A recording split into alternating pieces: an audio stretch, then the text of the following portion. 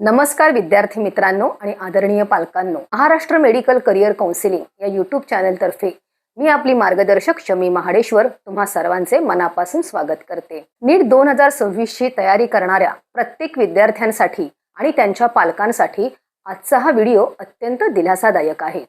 NMC national medical कमिशनने 7 April 2026 रोजी एक अत्यंत महत्त्वाची पब्लिक नोटीस जारी केली आहे।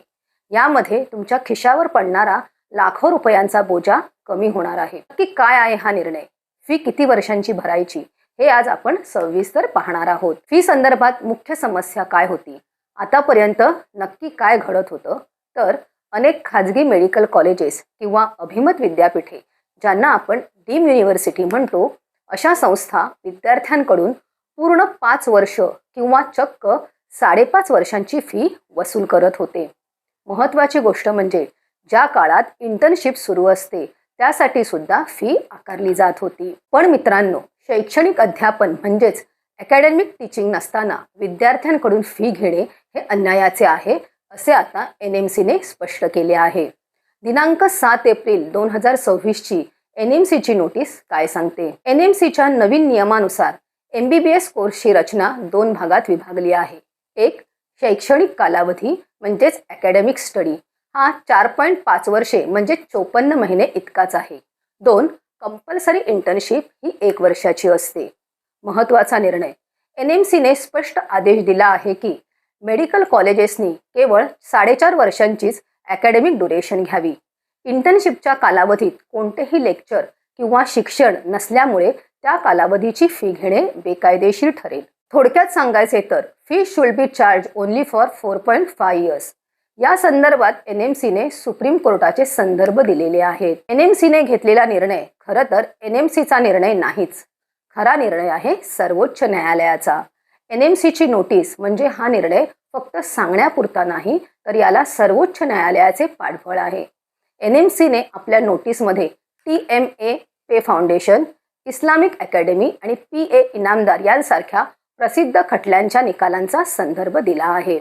कोर्टाने स्पष्टपणे सांगितले आहे की फी स्ट्रक्चर रिझनेबल म्हणजेच वाजवी असावे, ते ट्रान्सपरंट पारदर्शक असावे आणि सर्वात महत्त्वाचे म्हणजे ते नॉन एक्सप्लॉयटेटिव्ह, कोणाचेही आर्थिक शोषण करणारे नसावे।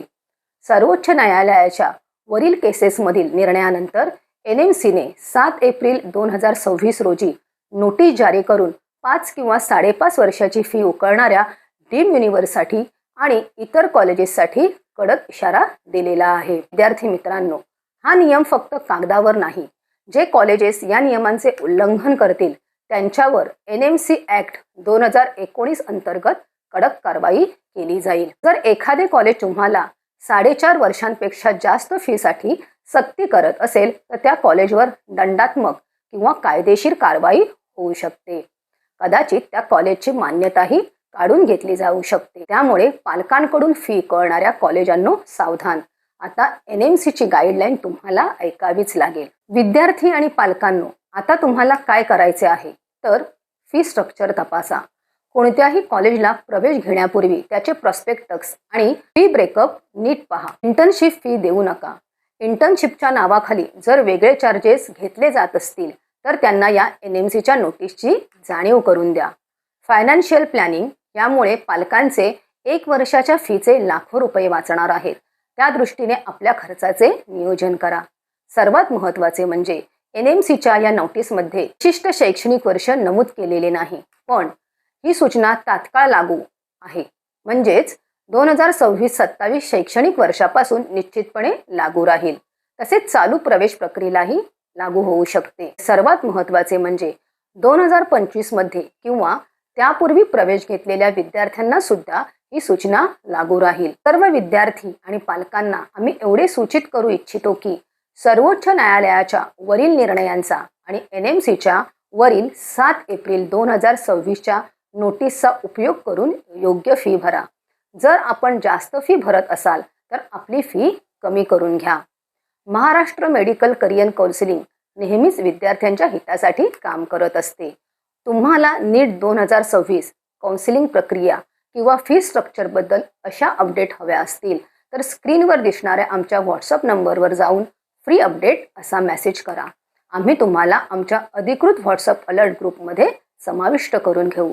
जर हा व्हिडिओ तुम्हाला माहितीपूर्ण वाटत असेल तर लाईक करा, चॅनलला सबस्क्राईब करा आणि ही आनंदाची बातमी तुमच्या मित्रांना आणि नातेवाईकांना नक्की शेअर करा.